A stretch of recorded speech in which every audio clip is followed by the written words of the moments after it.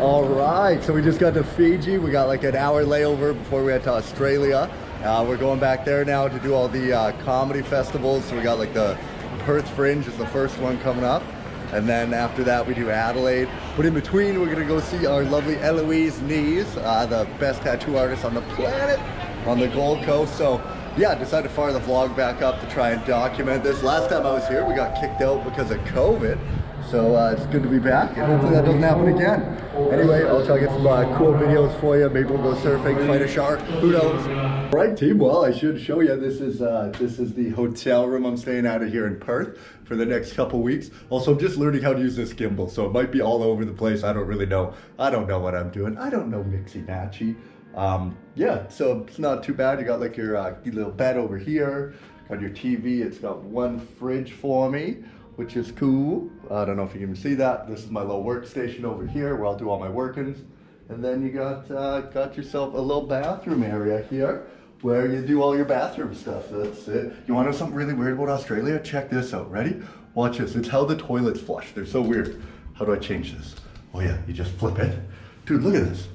So, hang on. Look at, they don't even do a swirl.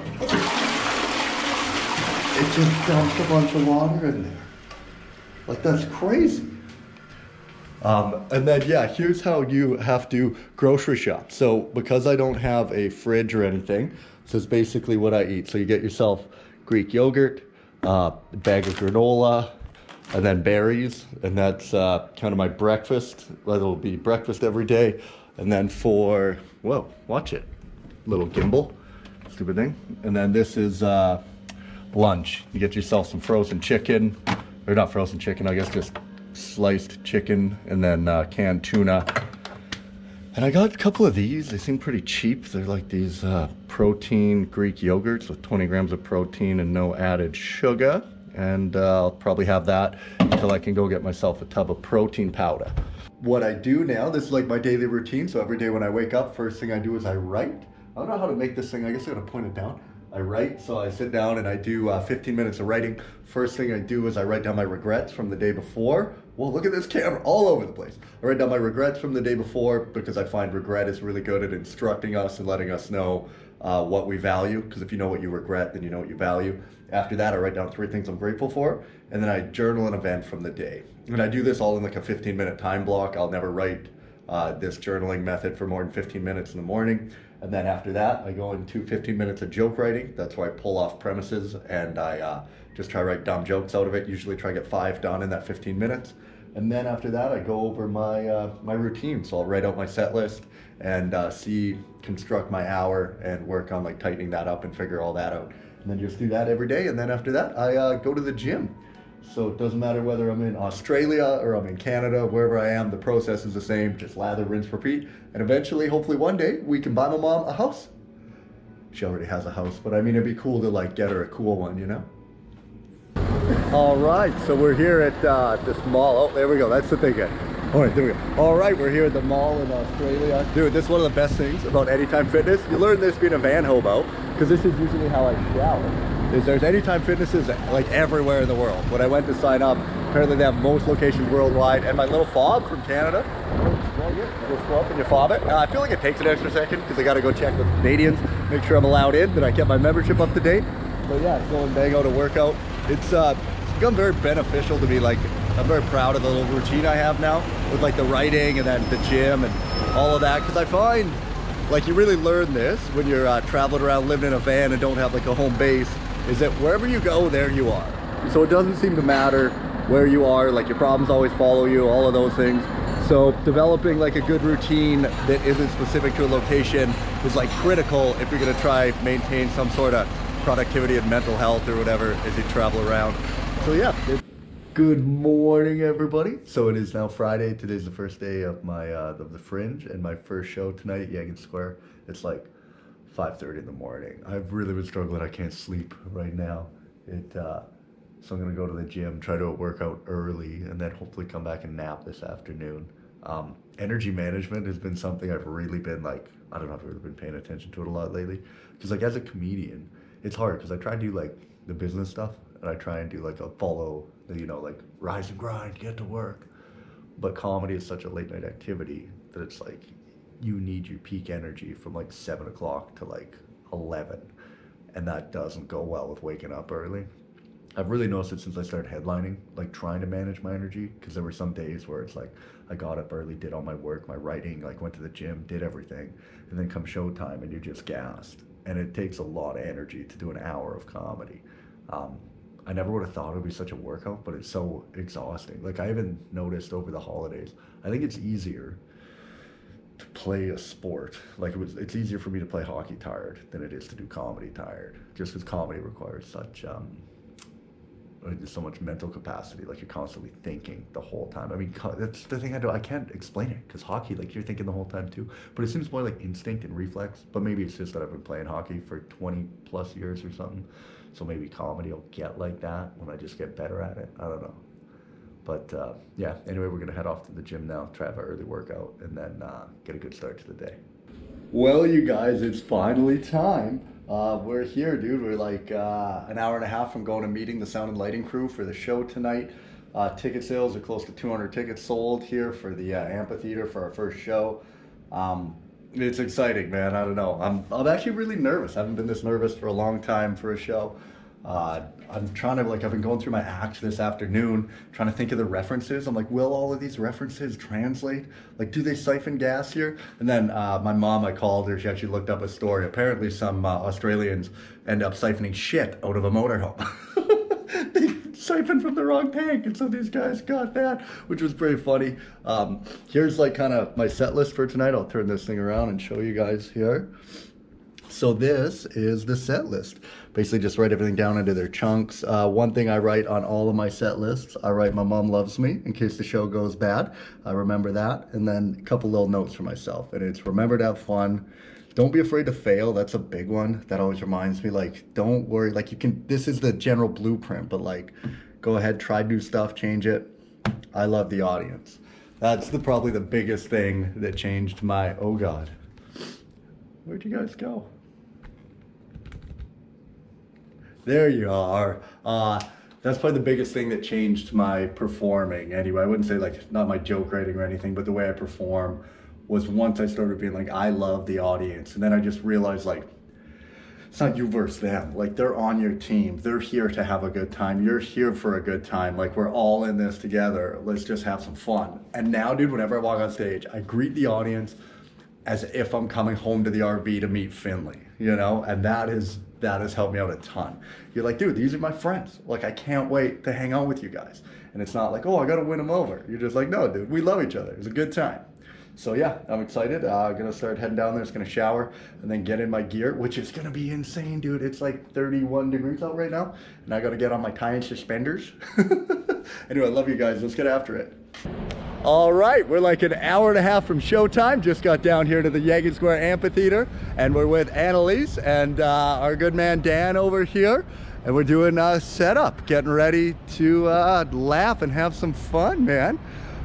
Hello, beautiful people. So I'm just getting back into vlogging. So I probably should have done like, you know, a vlog right after the show, or maybe some more like filming at the show. Should have definitely done something more than this, because this is gonna be a very crappy transition, but that's okay, because most of these vlogs are just for me to document my thing anyway, and my little journey, if you will, this journey that I'm on, an experiment called life. So I just finished my first show in Perth here at Yagan Square. It was very good. It was fun. It was outdoors. I forgot how hard it is to do stand-up comedy in that environment. Like you're so far from the stage, and then there's so many distractions. You're literally in like Yagan Square. It's like in the middle of the downtown, like they call it the CBD, the Central Business District. So there's the main train station. And if like you want anything to bring a comedy show's momentum to a screeching halt, it's literally a train screeching down the track. You have to wait for the trains, and then there's planes, and then there's cars, and then foot traffic. So it's really hard to build that momentum with a crowd. And then it's a very large space, so you're very distanced from the audience. So I'm gonna have to figure something out. Like I gotta find a way to make it more engaging. Maybe I'll just move the stage closer, like not actually use the stage, but sit closer to the front. Or Yeah, but it was good. Like all in all, man, it was a good show. Had a lot of fun, and yeah, now just back at the hotel room. I'm gonna download the film. I film it all on my camera. There's a really fun guy in the crowd actually tonight, dude. He was so funny, man. He was like, what did he say it was? He researched asteroids. So his job is to tell when asteroids are gonna hit the planet. And at one point, he took a phone call and he's like, I gotta go. And left.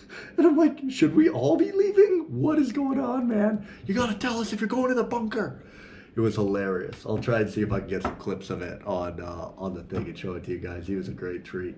But yeah, I'm just gonna watch it and then kind of go over it and figure out what I can do for the next show to try and lively it up a little bit. You know, we got 9 days. We're doing a family show. So yeah, and then we're just doing a bunch of spots all next week, which will be fun and a nice little comedy showcase lineup. But yeah, man, just gonna get to it, and that's the end of the first show. One show down, bunch more to go. Hey, how's it going? It is Saturday morning. It's not really Saturday morning. Yeah, it is. It's like 10 a.m. But we got up at 6 a.m. this morning, got back to work, went to the gym, and then went grocery shopping, and now we're heading to the cafe. We're gonna go and get caught up, do a bunch of admin stuff. We've got a show tonight in White Rock back in BC that we're producing in Canada. So this is the first show that I've produced overseas when I'm not there. So we'll see how that goes. And yeah, and then got to get ready for the show next week. I got to write like it's a family-friendly show. So I got to go figure out what I'm gonna do there and try to find a way to make this thing interactive and funny for the children. Yeah, so we're gonna go a little walk through Yagan. Oh, and then also we're gonna go today and make sure we get a picture of us on the big jumbotron thingy. What is it? The Digi Tower. So that'll be pretty cool. Then we're gonna post that, and yeah, just keep on keeping on, man. I'm very excited. Actually, I'll tell you guys a little bit more later about the show last night. But anyway, let's go check out the scenes. So here's today's jokes that we came up with. Trying to come up with stuff about Australia, so we can kind of do that off the top of the show. They're very raw stuff. I need to try and figure it out. But one of them is like, you know, I came from Canadian winter into Australian summer. I'm like, it was a 60-degree temperature change, which is terrifying. Because anytime I've seen something, anytime I've seen something go through that big of a temperature change that fast, it explodes. So probably like try and do a thing of like putting an ice cube in hot soup or something. Or like I remember when I was a kid, I poured a milkshake into like a glass cup that came right out of the dishwasher, and the cup exploded, and I had no idea what to do. And I was so afraid to get in trouble, I just started crying immediately. Or I'm in the middle of Australian summer right now, and a girl asked me to do hot yoga. She's like, oh, it's great, man. Like we get the temperature of the room to like 40 degrees Celsius, then we do yoga in it. And I'm like, really? How do you do that? With a fucking air conditioner? And then the last one is, I gotta figure this out. This I think has very good premise, great potential, good legs. Don't know how we're gonna do it yet, but it's because you fly here and you lose a day. Like somehow I left on Monday, you end up here Wednesday. So it's like flying to Australia from Canada reminds me of doing drugs. It's like, because I started my trip on Friday, I then boarded the plane, we got super high, and then by the time I came back down, it was somehow 2 days later. You're like, what do you mean it's Sunday? What happened to Saturday? So there's something there that'll just have to flush that out. And that's the beauty of this art form, dude. Like I just get to sit here and think of these things. And now I'm gonna take that, and by the end of this tour, all of those jokes will be dialed, and we'll probably have a bunch more. We'll probably have a new like 5-minute chunk to open up the shows about what it's like to Australia and the differences. Another good one to go with is that they drive on the other side of the road. So something I notice I'm doing now is I keep looking the wrong way, and I'm literally stepping out. Because what do? Like I look left? Yeah, I'm looking left, but they're coming from that way. So I literally turn my back and I just walk out. So there's got to be some good stuff there about like looking the wrong way, didn't see it coming. You know, try to find some kind of wordplay or variation on that. But yeah, exciting stuff. All right, so it's Saturday night. We're just left the hotel. We're heading now to go meet our good mate, Chris Franklin. He's the guy we stayed at in Tasmania with last time we were here. And we're meeting him at the Comedy Lounge. So we're going there. They have some lineup shows. Chris is going to introduce me to the owner of the club. Maybe try to get me a guest spot on one of them, which would be super dope. And I have a radio interview with 6PR at 7:45, so they're calling. And I just got to find a quiet place to tuck away to promote my show at Yagan Square. And then at 11 o'clock, we're going to do the best show in the whole festival. That's the Fat Cave with Mickey D. Yeah, dude, phenomenal. Hopefully I get a spot on there. Chris is on there. He's gonna try to squeeze me on. That'll be pretty amazing to do, man. But anyway, yeah, it should be pretty fun. Gonna be a great night. Good morning, beautiful people. Welcome to the final installment of this week's episode of ECL. Yeah, it's Sunday, so we had a great time last night. I didn't film. I should have filmed some more stuff. Well, we're gonna get this thing up to speed by the end. Don't you guys worry. So I went to the Comedy Lounge with Mr. Franklin and got to go meet a bunch of cool comics. And then we went to the Fat Cave and got to go kick it there, which was really cool. And yeah, now Sunday we're doing a spot on, it's called like the All International or something. So we're gonna go and do that. It's like a lineup show at the Aberdeen. And then what else are we doing? Oh yeah, we've got our first date of our Australia time. So we're going to meet a lovely lady, and we're going for lunch. So I got to pack up my stuff, get that done. We did our writing for the day. We got our TikTok ready to go, and I think we're gonna take today off the gym because I keep overtraining, and I keep making myself sick, and I think it's that. I hope it's that. Who knows? Anyway, let's get after it. All right, team, it's now Sunday evening. We're all jazzed up. We're ready to go. We're heading off to the Aberdeen Hotel. We're gonna go do the All International Comedy Lineup Show. Yeah, had a nap most of the afternoon. I am still struggling with my energy levels, man. I just can't get it up.